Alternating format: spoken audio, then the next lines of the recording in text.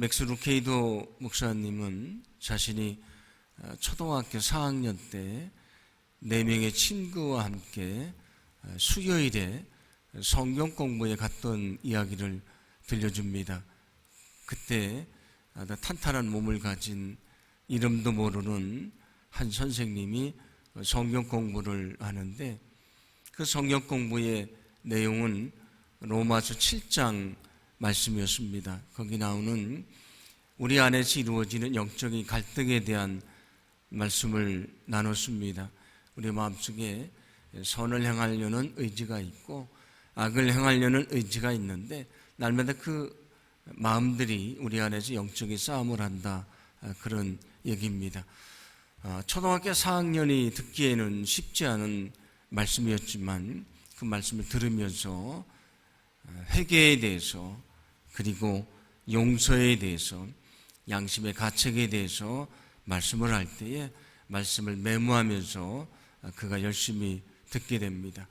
성경 공부가 끝나고 그 10살 된 그 아이들이 그 선생님에게 질문을 한 것도 아니고 또 감사하다고 말한 것도 아니기 때문에 아마 그 선생님은 그날 성경 공부가 자신들에게 어떤 영향을 주었을 것이라고 생각하지 못했을 것이다, 그렇게 말합니다. 그런데 그렇지 않았습니다. 그 목사님은 그 성경 공부를 마치고 집에 돌아와서 그날 밤에 자기 아버지에게 천국에 대해서 아주 자세한 질문을 하게 됩니다. 그리고 천국에 대한 이야기를 들은 다음에 마음의 결심을 하게 됐고요. 그리고 그 다음 주에 자기가 자진해서 세례를 받습니다. 그리고 그 선생님을 만나서 성경 공부한 것이 자신의 인생을 바꾸어 놓았다고 얘기를 합니다. 그런데 그분은 지금도 그 선생님의 이름도 모릅니다. 그분은 목사님도 아니었고요, 이름 없는 평신도였습니다. 말을 잘하는 사람도 아니고 어눌하게 말하는 사람이었습니다. 직분이 있는 사람도 아닙니다.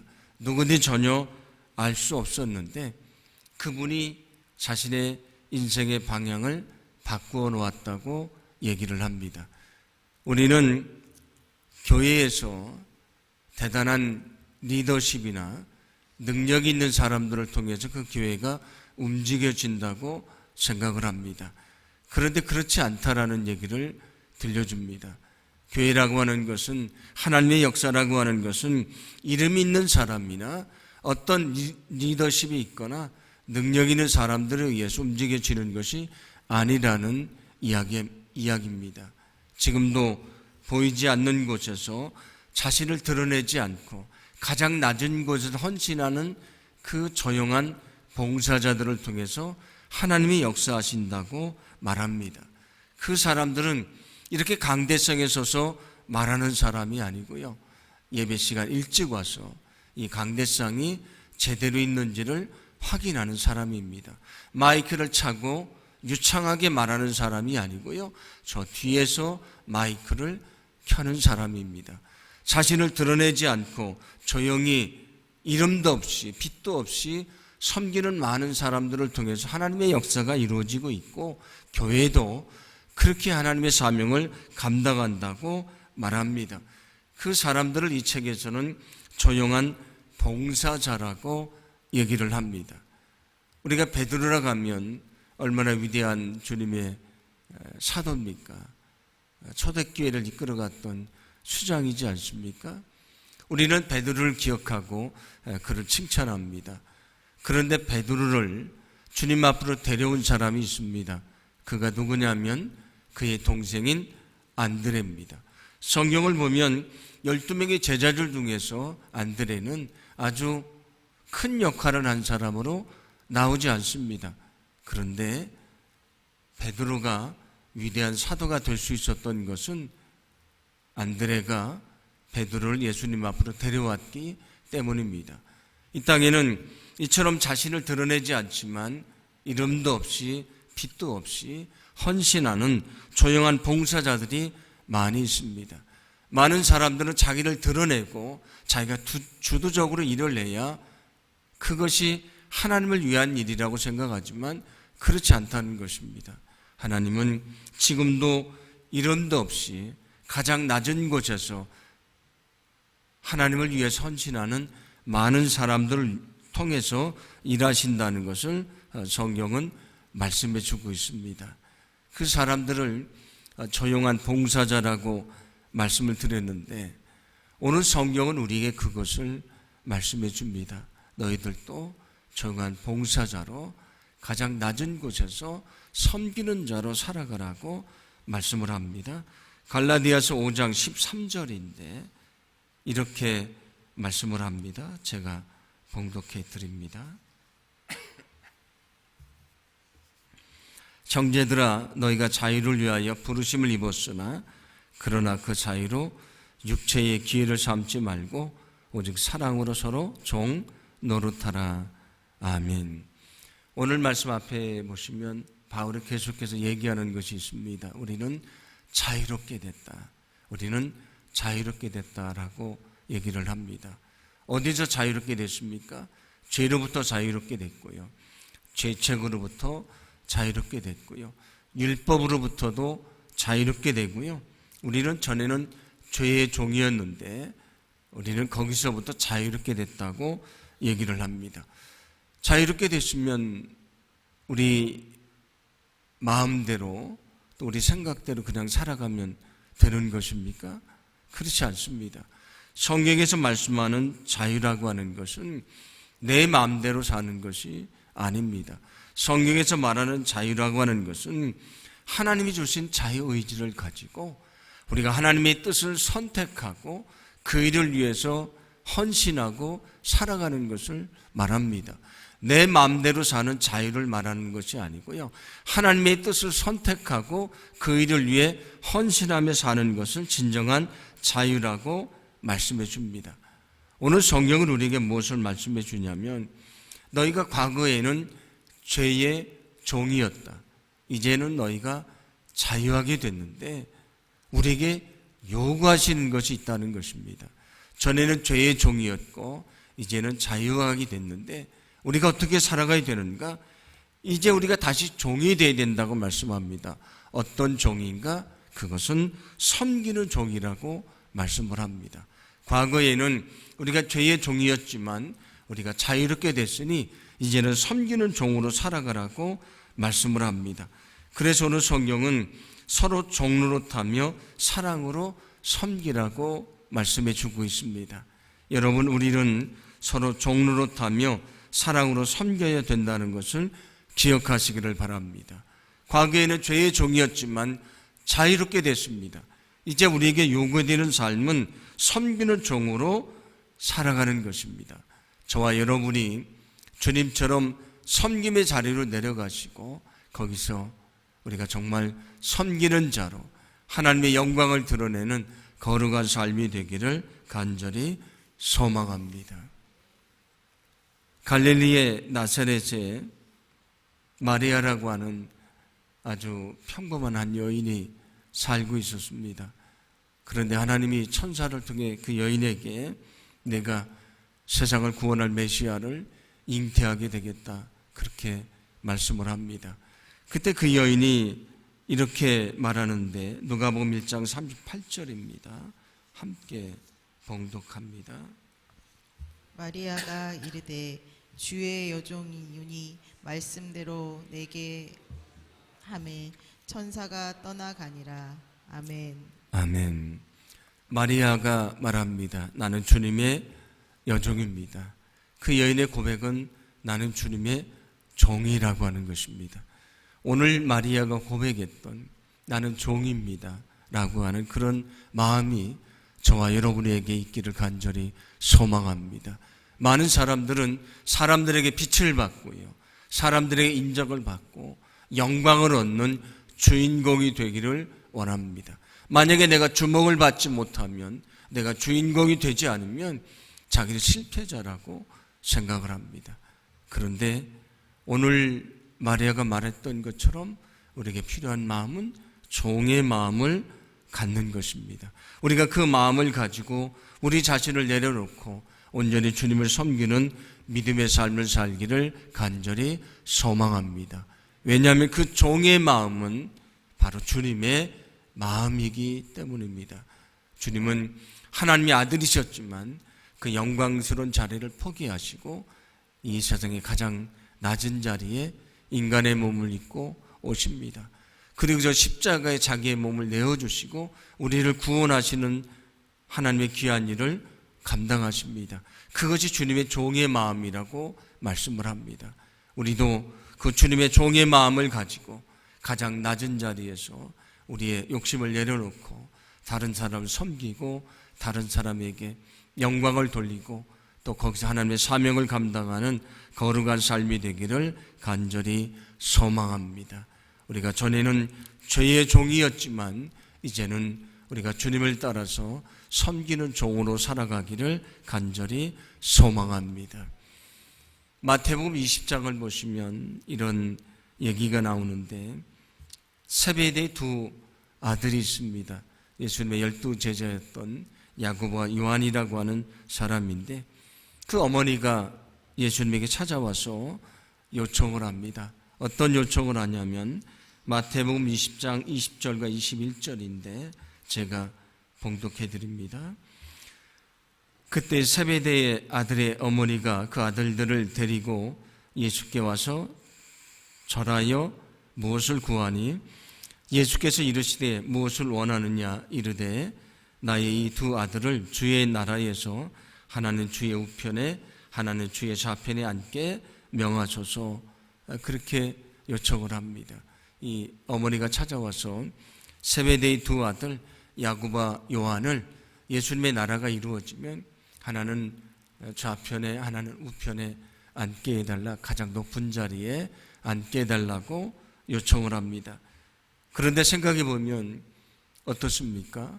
야고보와 요한은 12명의 제자가 된 사람들입니다. 그것만으로도 영광스러운 일이지 않겠습니까?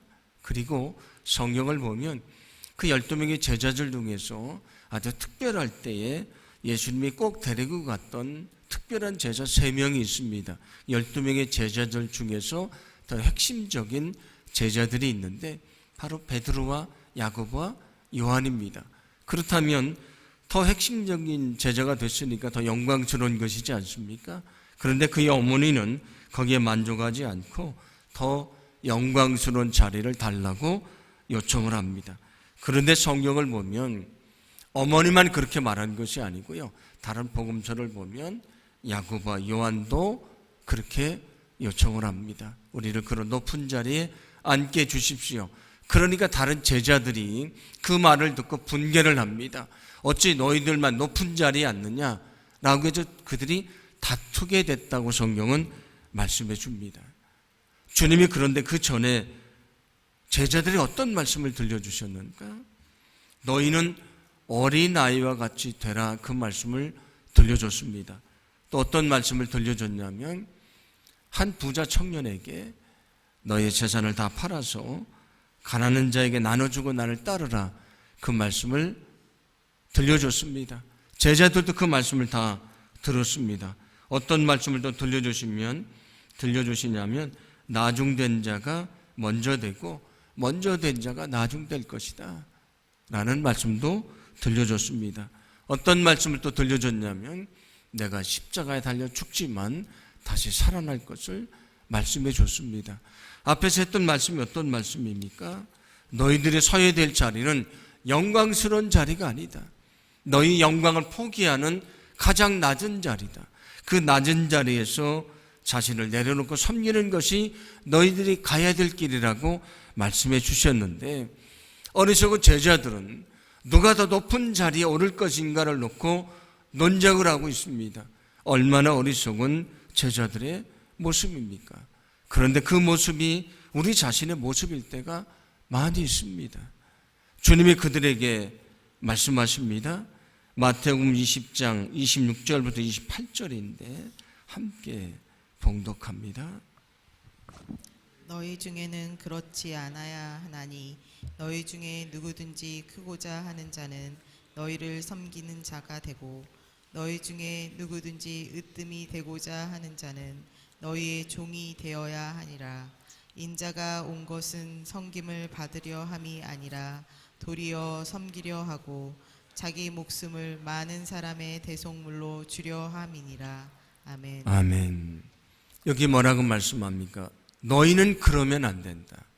너희가 다른 사람들을 누르고 더 높은 자리에 올라가려고 하는 욕심을 부리면 안 된다. 너희들이 가야 될 자리는 그 영광스러운 자리가 아니고요. 모든 것을 포기하고 가장 낮은 자리로 내려가는 것이다. 거기가 너희가 있어야 될 자리라고 말씀합니다. 너희 중에 누구든지 크고자 하는 자는 섬기는 자가 되어야 된다. 너희 중에 누구든지 으뜸이 되고자 하는 자는 너희의 종이 되어야 된다. 왜냐하면 나는 섬김을 받으러 온 것이 아니고 나는 섬기러 왔기 때문이다. 내가 어디까지 내려갔는가? 인간의 몸을 입고 이 땅에 오시기만 한 것이 아니고요. 저 죽음의 자리까지 내려가십니다. 어디까지 내려가시냐면 무덤 속, 땅 속까지 내려가십니다. 거기가 주님이 내려가셨던 자리입니다. 그 주님이 우리에게 말씀하십니다. 내가 내려갔던 것처럼 너희도 내려가야 된다. 세상 사람들은 높은 자리에서 영광을 얻기를 원합니다. 세상에서만이 아니고 교회에서도 역시 마찬가지입니다. 내가 교회에서 주인공이 되기를 원하고 높은 자리에 오르기를 원합니다. 그러나 주님은 그렇게 말씀하시지 않습니다. 너희는 낮은 자리로 내려가서 서로 종이 되어야 된다고 말씀을 합니다. 그 이유가 무엇입니까? 우리는 주님을 따르는 주님의 제자이기 때문입니다. 소망하기는 우리가 섬기는 삶을 살아가야 되는 이유는 예수님이 섬김의 본을 보이셨기 때문인 것을 여러분 분명히 믿으시기를 바랍니다. 여러분, 우리는 늘 섬김의 자리로 내려가서 섬기는 삶을 살아가야 된다는 것을 기억하시기를 바랍니다. 요한복음 21장을 보시면 부활하신 예수님이 밤새도록 고기를 잡았는데 잡지 못했던 그 7명의 제자가 있습니다. 그 제자들을 위해서 아침상을 차려주시는 말씀이 나옵니다. 우리가 생각하면 제자들이 예수님의 아침상을 차려줘야 되지 않습니까? 그런데 예수님이 밤새 고기를 잡으려고 하다가 실패를 했던 그 제자들을 위해서 아침상을 차려주십니다. 그런데 예수님이 아침상을 차려주시는 제자들이 어떤 사람들입니까? 예수님이 잡히시니까 예수님을 버려두고 도망갔던 제자들이고요. 거기 예수님을 3번이나 부인했던 베드로가 있습니다. 예수님은 그들이 예수님을 버리고 도망갈 것을 알고 있었고요. 부인할 것을 알고 있음에도 불구하고 예수님은 제자들의 발을 하나하나 다 씻어주셨습니다. 거기 누구도 있었냐면 가룟 유다도 있었습니다. 배반자의 발을 씻어주십니다. 자기를 버리는 자의 발을 씻어주십니다. 그리고 자기를 부인하는 자의 발을 씻어주십니다. 그리고 부활하시고 자기를 버린 자들의 그리고 자기를 부인하는 자들을 위해서 아침상을 차려주십니다. 그게 예수님의 마음입니다. 그게 예수님의 사랑입니다. 그것이 바로 예수님의 종의 마음인 것을 여러분 기억하기를 간절히 소망합니다. 소망하기는 우리도 그런 마음을 갖기를 간절히 원합니다. 그것이 주님이 우리에게 요구하시는 종의 마음이라는 것입니다. 우리가 그 종의 마음, 주님의 마음을 가지고 우리도 그 낮은 자리로 내려가서 우리 자신의 것을 내어주고 다른 사람을 섬길 수 있는 거룩한 삶이 되기를 간절히 소망합니다. 이 책에서 모와 조라고 하는 두 사람에 대한 이야기를 들려줍니다. 모라고 하는 사람은 섬김받기를 좋아합니다. 그리고 사람들에 대한 기대치가 매우 높습니다. 그래서 누군가 자기에게 이 정도 해주지 않으면 마음에 들지 않습니다. 그래서 화를 내기도 하고 불평을 하기도 합니다. 자기 기대치를 만들어 놓고 사람들이 거기에 이르지 않으면 화를 내고 분노할 때가 많이 있습니다. 그래서 그의 하루의 삶은 그렇게 행복하지 않습니다.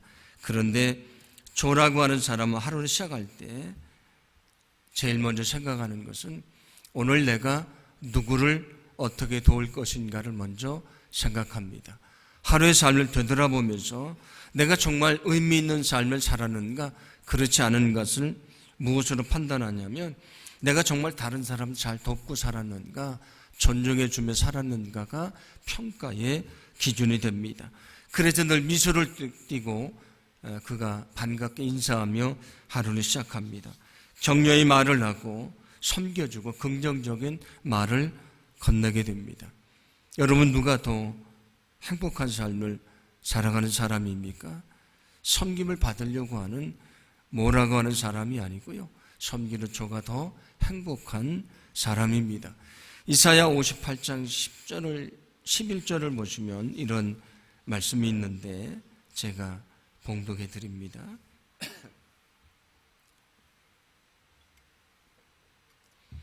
줄인 자에게 내 심령이 동하며 괴로워하는 자의 심정을 만족하게 하면, 여기 줄이고 괴로워하는 사람을 마음을 헤아리고요, 그를 위해서 섬기는 삶을 살아가면 내 빛이 흑암 중에서 떠올라 어둠이 낮과 같이 될 것이다. 너에게 큰 기쁨이 있게 될 것이다. 그런 약속의 말씀이고요, 하나님이 너를 인도해 주실 것이다. 때로 내 인생이 메마른 것 같을지라도 내 영혼을 만족하게 해 주실 것이다. 내 뼈를 견고하게 할 것이다. 내가 너를 강하고 또 건강하고 능력 있게 할 것이다. 그런 말씀이고요, 이어서 또 뭐라고 말씀합니까? 내 삶을 물된 동산과 같겠고 물이 끊어지지 아니하는 샘물과도 같을 것이다. 내가 내 인생을 축복해 줄 것이다. 약속을 해 주십니다. 누구에게 이런 복을 주신다고 말씀을 합니까? 가장 낮은 자리에서 줄인 자, 괴로워하는 자, 그들을 섬겨주고 사랑하는 자에게 주시는 축복이라고 말씀해 주고 있습니다. 소망하기는 예수님이 가장 낮은 자리로 내려가서 섬기는 삶을 살아갔던 것처럼 저와 여러분도 그 섬김의 자리로 내려가기를 간절히 소망합니다. 그 자리가 우리가 있어야 될 자리고요, 거기가 우리가 하나님의 사명을 감당해야 될 자리가 되는 것입니다. 여러분, 사랑으로 섬기는 사람이 진정 행복하다는 것을 기억하시기를 바랍니다. 그래서 우리가 늘 섬기는 자리로 내려가고 섬기는 삶을 통해서 주시는 진정한 행복을 누릴 수 있는 거룩한 삶이 되기를 간절히 소망합니다.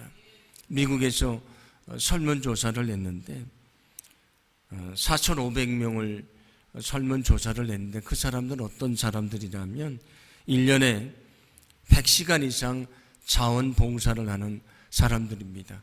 그들에게 설문조사를 했더니 68%가 나는 신체적으로 더 건강해졌다, 그렇게 얘기를 했고요, 73%가 내가 봉사를 했더니 나를 힘들게 하던 스트레스가 다 사라지게 됐다, 그렇게 얘기를 하고 89%는 나는 더 행복해졌다라고 얘기를 합니다. 내가 누군가에게 받는 것보다 내가 누군가에게 나눠줄 때 주는 행복이 더 큰 것이다, 그런 얘기가 됩니다. 이미 주님은 우리에게 행복의 길을 가르쳐 주셨습니다. 그것은 우리가 주인공이 되고 영광을 얻는 것이 아니고요, 우리가 낮은 자리로 내려가서 섬겨주는 삶을 살아가는 것입니다. 주님도 지금도 그 자리에서 우리를 부르십니다. 주님도 지금 그 자리에 계시고 그 자리에서 우리를 부르십니다. 날마다 우리가 그 자리로 내려가서 다른 사람들을 사랑하고 섬겨주고 그들에게 사랑을 주고 그들을 높여주고 거기서 우리에게 주시는 진정한 평안을 누릴 수 있는 거룩한 삶이 되기를 간절히 소망합니다.